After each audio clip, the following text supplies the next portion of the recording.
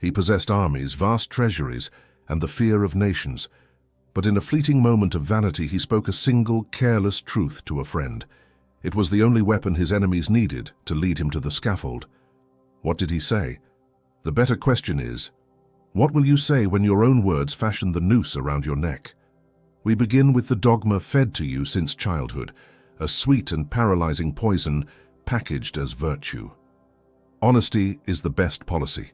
Speak your mind. Let the truth set you free. These are the moral lullabies sung to the sheep to keep them docile, to ensure they walk willingly toward the shearing. The idealist, the common man, believes his words are a mirror to his soul. He thinks that to be frank is to be strong, that to be transparent is to be virtuous. He enters the unforgiving arena of human affairs and declares his intentions, confesses his doubts and shares his honest assessments of others, believing this integrity will be rewarded with respect and loyalty. He could not be more mistaken. This philosophy is not a sign of strength, it is a fatal strategic error. It is a form of surrender before the battle has even begun. To speak your mind without calculation is to hand your enemies the blueprint to your fortress, the key to your treasury, and the dagger for your own heart. Consider the nature of the world as it is, not as you wish it to be. It is a theater of competing interests, of hidden ambitions and simmering resentments. In the marble halls of power and the quiet corridors of the workplace, every conversation is an interrogation, every listener a potential rival. Your words are not merely sounds, they are data. When you speak with unfiltered honesty, you are providing a free intelligence report to those who would see you fail. You reveal what you desire, allowing them to obstruct it. You expose what you fear, allowing them to exploit it. You confess who you trust, allowing them to corrupt them. The noble courtier who, in a moment of frustration, confides his honest opinion of the king's new tax to a fellow nobleman, believes he is simply sharing a truth. But his friend, seeing an opportunity, reframes this honesty as treason, this critique as sedition. The words once spoken are no longer his. They are twisted, repurposed, and presented to the king as evidence of a treacherous heart. The courtier's own integrity becomes the instrument of his ruin. This is the predictable fate of the naive. Their belief in the power of truth is a childish fantasy, a refusal to see that in the calculus of power, truth is merely one tool among many, and often the most useless one. Frankness is the weapon of the weak, because it presupposes a world where all actors are honorable. Such a world does not exist, it never has. To base your strategy on a fiction is to guarantee your own destruction. But there is another path. A path for the prince, for the strategist who intends to master his circumstances rather than become a victim of them. This path begins with the rejection of sentimental dogma and the embrace of a cold, pragmatic reality. Niccolò Machiavelli instructs us that a prince who wishes to maintain his rule must learn how not to be good. This education starts with the tongue. You must learn how not to be honest. The Machiavellian doctrine recasts language entirely. It is not a vehicle for truth, it is a strategic tool of the state. Your words are not a reflection of your inner self, they are the architects of your public reputation, and reputation is the armor of power. Silence is your fortress. The impulse to speak, to fill the void, to offer an opinion is a vulnerability you must conquer within yourself. In silence you project inscrutability. You become unreadable. Your enemies grow nervous, projecting their own fears onto your stillness.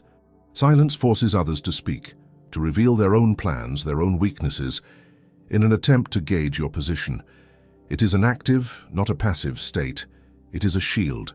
From this fortress of silence, the word is deployed as a weapon. It is not an arrow fired indiscriminately, but a dagger used with surgical precision.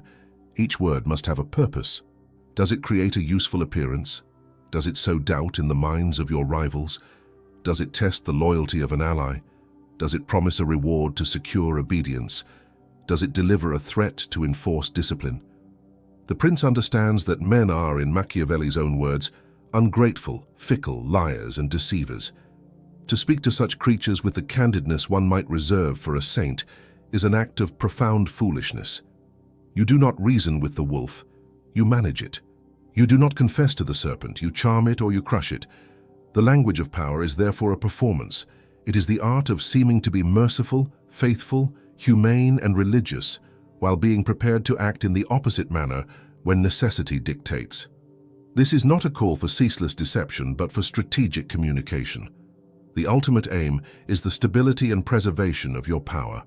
And if that power is preserved by a carefully crafted speech that calms the masses, or a calculated ambiguity that confounds your enemies, then that speech is more good than any destructive, naive truth. The first and most vital territory a prince must conquer is his own tongue. For love is a bond of obligation which men, being wretched, break when it serves their purpose. But fear is strengthened by a dread of punishment, which is always effective. Comment Power Respects Power to understand this truth, and subscribe for the next lessons on the maintenance of the state.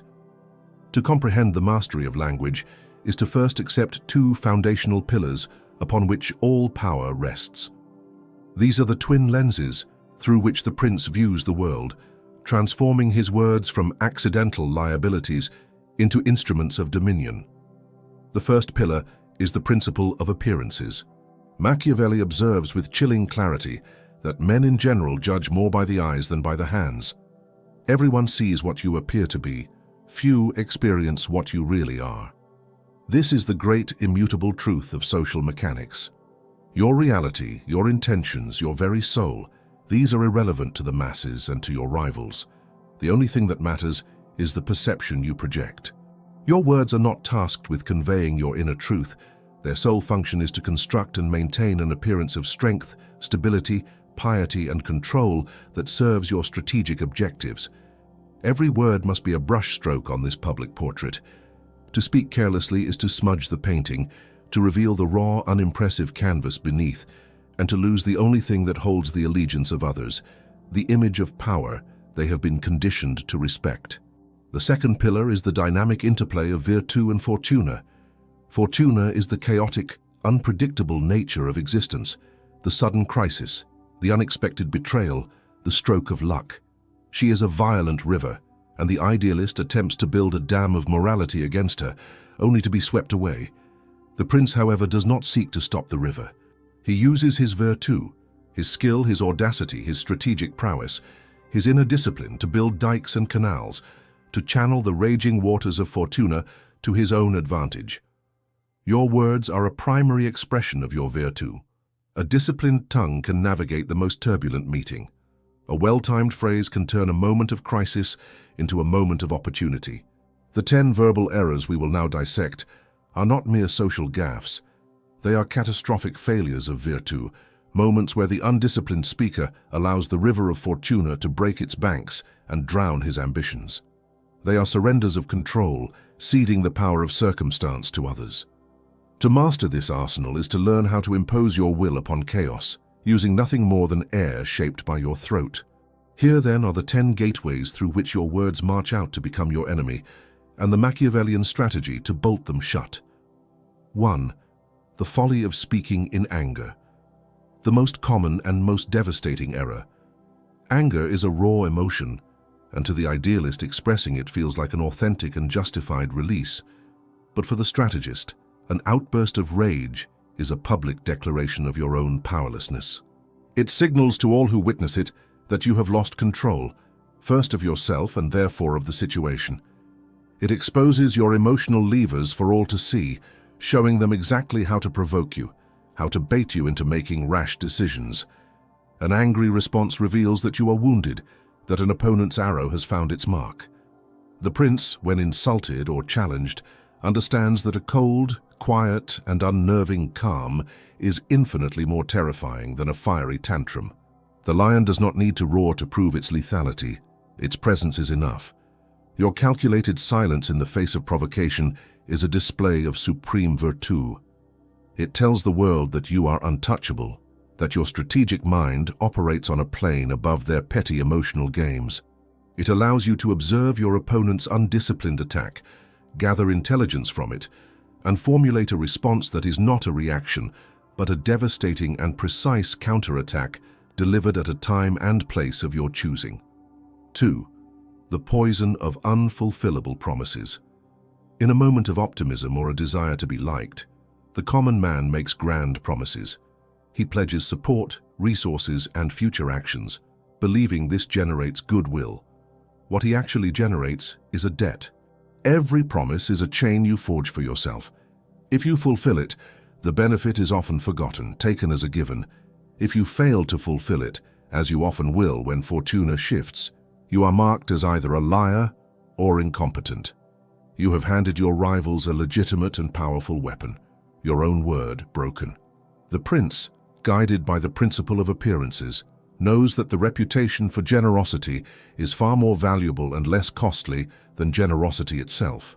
He makes few concrete promises. His language is one of calculated ambiguity. He speaks of possibilities, shared goals, and future considerations. He keeps the hope of his patronage alive, thus keeping others compliant and eager to please, but he rarely commits his forces until the moment of action is overwhelmingly advantageous. His word, because it is so rarely given, has immense weight. When he does make a promise, it is an unbreakable vow, a strategic act designed to cement a critical alliance, and all know it will be kept, making it a tool of immense leverage. 3. The naivete of revealing intentions. The amateur strategist believes in collaboration, in sharing his vision to inspire others. He lays out his plans on the table, assuming his brilliance will win allies. He has just surrendered his greatest tactical advantage, the element of surprise. To reveal your long-term goal is to give your enemies a fixed target to attack. They will erect obstacles, sow dissent among your followers, and prepare countermeasures, all while you are still gathering your resources. A prince's true intentions must be wrapped in layers of enigma. Like a fox, he must lay false trails. He may publicly declare an interest in one venture, while his true efforts are focused elsewhere. He speaks of peace while sharpening his sword. He announces a focus on domestic affairs, while positioning his pieces on the international board. His actions must appear contradictory and unpredictable to those who cannot see the larger design.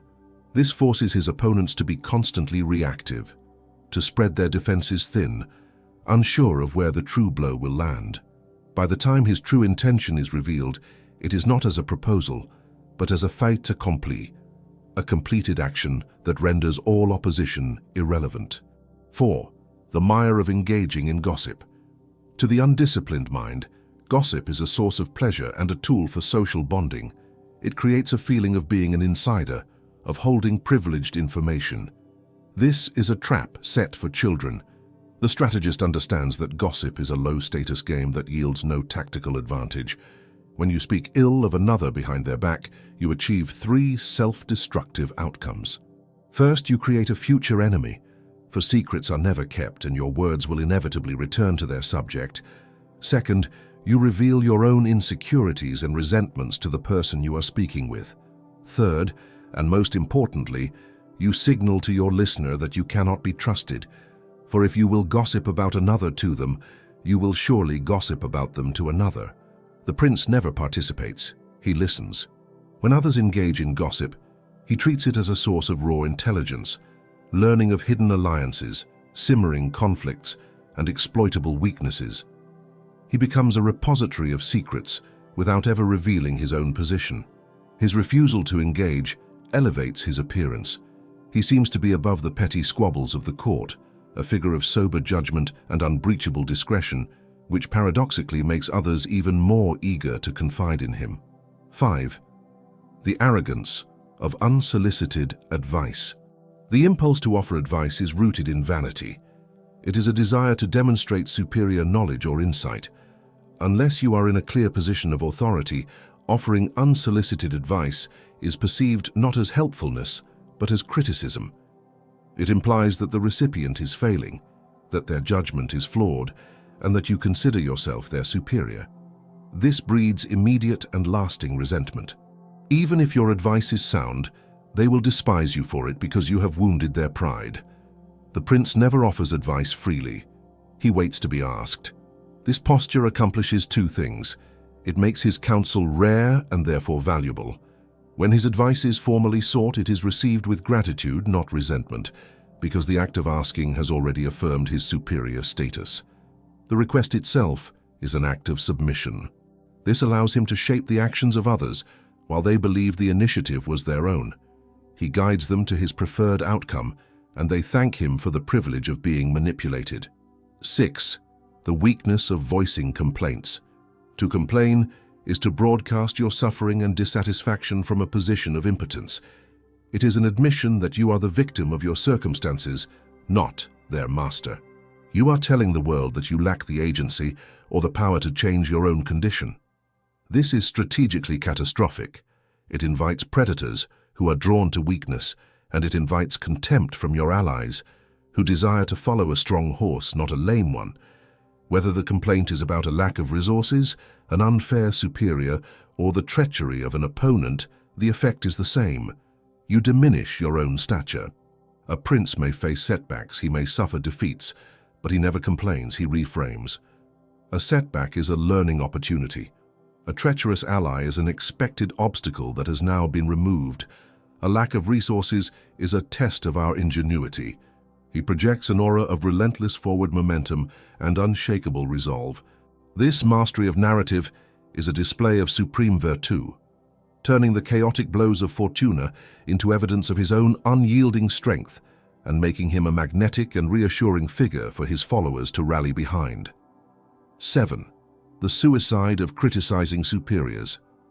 This error should be self-evident, yet it is astonishingly common. To openly challenge or criticize those who hold power over you is to engage in a battle you cannot win. You are attacking the very source of legitimacy from which they draw their authority. They have no choice but to crush you, not necessarily out of personal malice, but to maintain the structure of their own power and to make an example of you to deter future challenges. The idealist believes his constructive criticism will be appreciated. This is a fatal misreading of human nature. The prince who is not yet in supreme command operates with the cunning of a fox. He displays absolute public loyalty. He is the most diligent and effective servant. His critiques, if they must be delivered, are done in absolute privacy, framed as humble suggestions, and always presented in a way that allows the superior to claim the idea as their own. The prince amasses power silently, through competence and reliability, making himself indispensable. He does not attack the throne. He maneuvers until the throne becomes vacant, or until he is invited to sit upon it, having demonstrated through his actions, not his critiques, that he is the most worthy successor. 8. The danger of sarcasm with the powerful. Sarcasm is veiled aggression. It is a weapon of the clever but powerless. To use it against those of equal or lesser status can be a tool of social dominance, but to use it against a superior is an act of incredible folly. The powerful are often insulated by layers of ego. They may not even understand your witty barb, but they will sense the disrespect. Sarcasm creates ambiguity, and those in power despise ambiguity from their subordinates. It is a form of intellectual challenge, an insinuation that you are cleverer than they are, a subtle act of rebellion. It gives them the perfect pretext to punish you, not for your overt actions, but for your perceived attitude. The prince's language when addressing power is direct, respectful, and clear.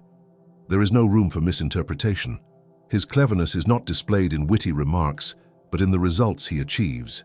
He allows the powerful to feel secure in their intellectual superiority, which makes them lower their guard and renders them more susceptible to his subtle influence. 9. The exposure of personal secrets. Confessing your vulnerabilities, your past mistakes, or your private anxieties may feel like an act of building intimacy and trust. And with a true friend, perhaps it is. But in the arena of power, there are no true friends, only temporary and shifting alliances. Every secret you share is a weapon you are handing to a future enemy. It is a piece of blackmail material, a tool they can use to question your character, to undermine your authority, or to manipulate your decisions at a critical moment. Think of your personal life as a walled city. The prince maintains an impregnable perimeter. He projects an image, a persona, that is tailored for public consumption. His history is the one he chooses to write. His personal feelings are irrelevant and are never displayed. This discipline makes him unassailable on a personal level. His enemies are forced to attack his policies, his actions, his appearance, a battleground where he is always prepared, because his inner self, His true history and his vulnerabilities remain a perfect and unknowable void. 10. The hubris of speaking with certainty. The world is governed by fortuna. To speak with absolute certainty about future outcomes is to display an arrogant ignorance of this fundamental truth. It is to make a promise on behalf of a future you do not control. When you proclaim that a project will absolutely succeed or that an enemy is completely finished, you are setting a trap for yourself. If events prove you wrong, your judgment is revealed as flawed and your credibility is shattered. The prince understands the power of contingency. He speaks in terms of probabilities, not certainties. He uses qualifying language. It is likely that, or our strategy is designed to, or the evidence suggests. This projects an image of a sober, realistic, and highly intelligent strategist who understands the complexities of the world. It protects his reputation if events take an unexpected turn.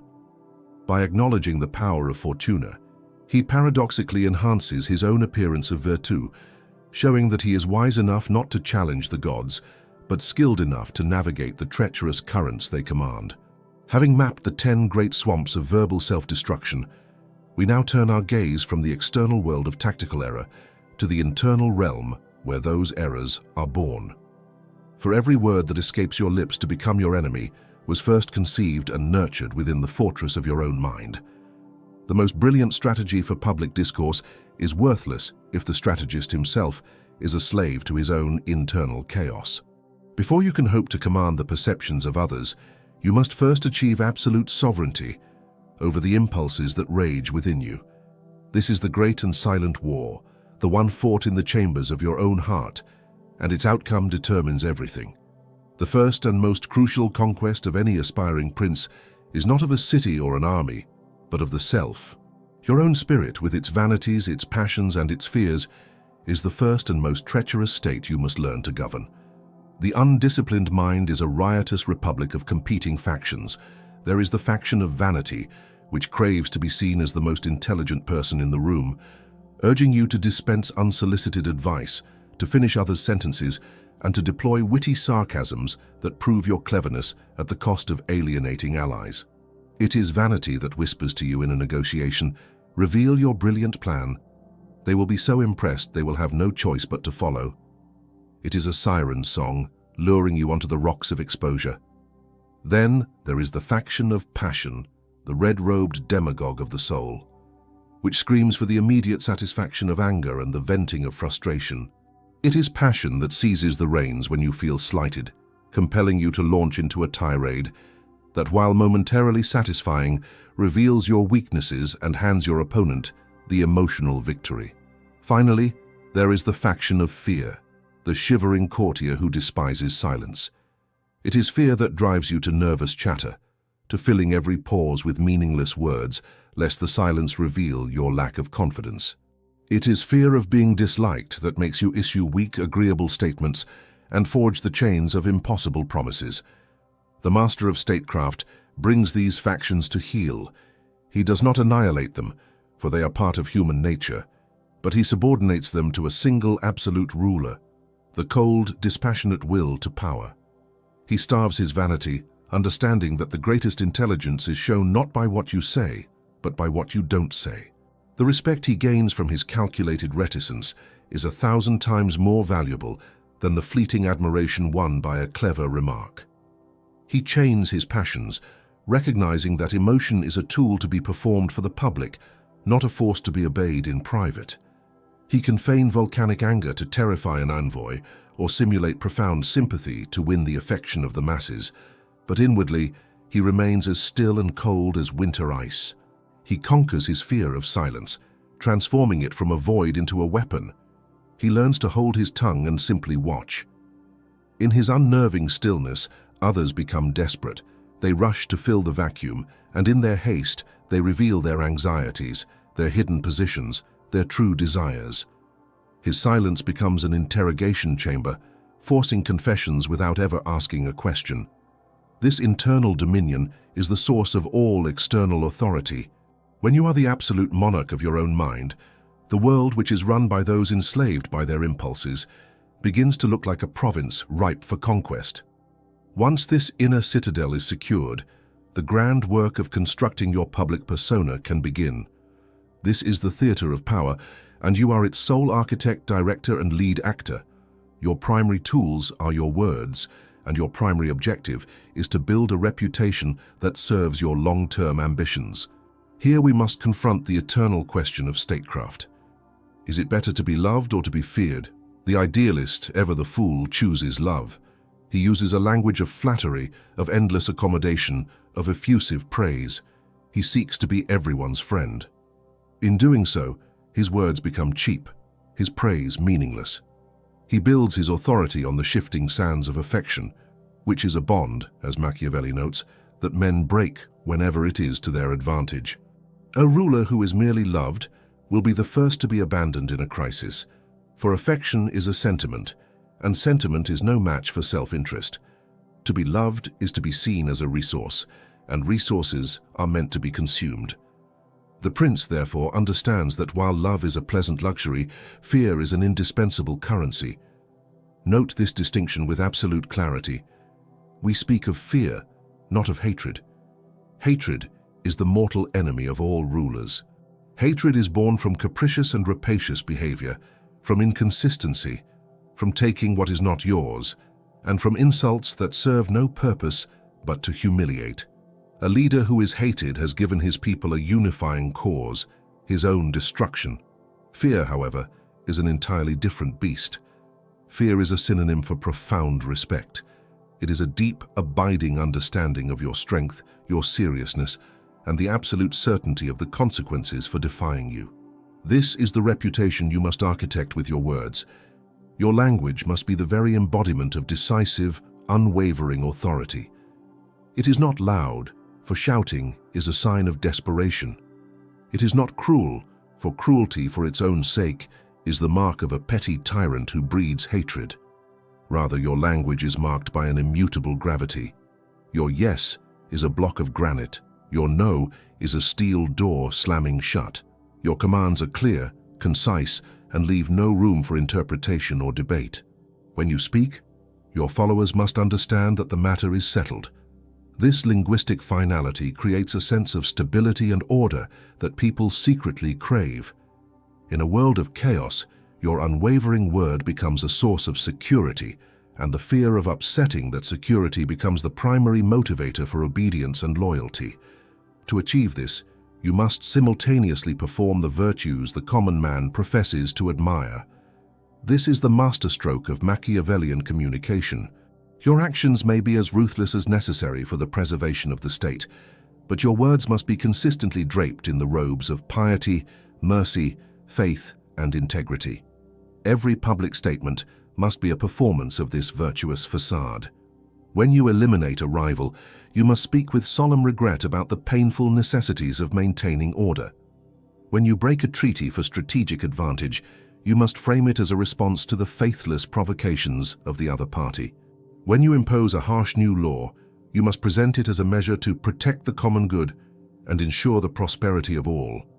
The masses do not judge the complex reality of your decisions. They judge the simple appearance of your words. They do not need you to be virtuous. They need to believe you are virtuous. This performance is not hypocrisy. It is an essential tool of statecraft. It is the anesthetic that allows the surgeon prince to perform the brutal operations necessary to keep the body politic alive, without the patient screaming and thrashing on the table. The perfect ruler, in his public speech, is a living paradox. He is as compassionate as a saint in his pronouncements, and as pragmatic as a general in his execution. He understands that his reputation is an asset more valuable than any army, and he uses every word as a stone to build its unbreachable walls. You have learned the discipline of the tongue, the architecture of reputation, and the necessity of conquering the self. Now, before we reveal how the final, decisive word is spoken, to solidify your legacy, ensure you are subscribed. For the ultimate wisdom is reserved not for those who merely listen, but for those who are prepared to act upon it. The lessons on defense are complete. It is time to learn how to strike. For the prince does not merely preserve his power, he expands it. He does not simply react to the world, He imposes his will upon it, and the final instrument of that imposition is the word transformed into an irreversible deed. This is the culmination of all your training, the masterstroke, where speech and action become one, and a new order is born from the air in your lungs. The execution of the masterstroke is an affair of exquisite timing and terrifying audacity. It is the ultimate expression of virtue's dominance over fortuna. The amateur waits for the perfect moment, a moment when all risks are neutralized and success is guaranteed. He will wait forever. The world is a maelstrom of contingency, and such a moment of perfect calm will never arrive. The prince, by contrast, does not find the opportune moment. He creates it through his will and perception. He understands that Fortuna, the goddess of chance, is a woman, and she is won by the bold, not the cautious. There comes a point in the affairs of state, in the trajectory of a career or in the struggle for influence, when the foundations of the old order become brittle. A scandal emerges, a rival oversteps, a crisis paralyzes your competitors with fear. These are the moments the hesitant see as peril. The strategist recognizes them as gateways. And through that gateway, he unleashes not a complex series of actions, but a single, definitive, and world-altering pronouncement. This is the principle of inflicting injuries all at once, applied to the realm of communication. While your enemies are accustomed to a war of attrition, of gossip, of minor critiques, of slow-moving plots, you will deliver a single, concentrated blow so profound it renders their entire strategy obsolete. This is not a debate, it is a decree. It could be a public accusation, delivered with such overwhelming, if manufactured, evidence that your target is politically annihilated before he can muster a defense. It could be the announcement of a radical new policy that completely redraws the map of power, making old alliances and rivalries instantly irrelevant. It could be a single solemn address to your followers that exposes a hidden treachery, frames you as the sole savior of the common good, and galvanizes them into an unstoppable force. The defining characteristic of this verbal masterstroke is its speed and finality. It does not ask for permission, it does not invite discussion. It announces a new reality. While your opponents are still trying to understand the meaning of your words, you are already acting upon the new reality those words have created. Their hesitation, their shock, their desire to convene committees and debate the implications. This is the paralysis that guarantees your victory. You have used language not to describe the world, but to command it into a new shape. Let us be clear.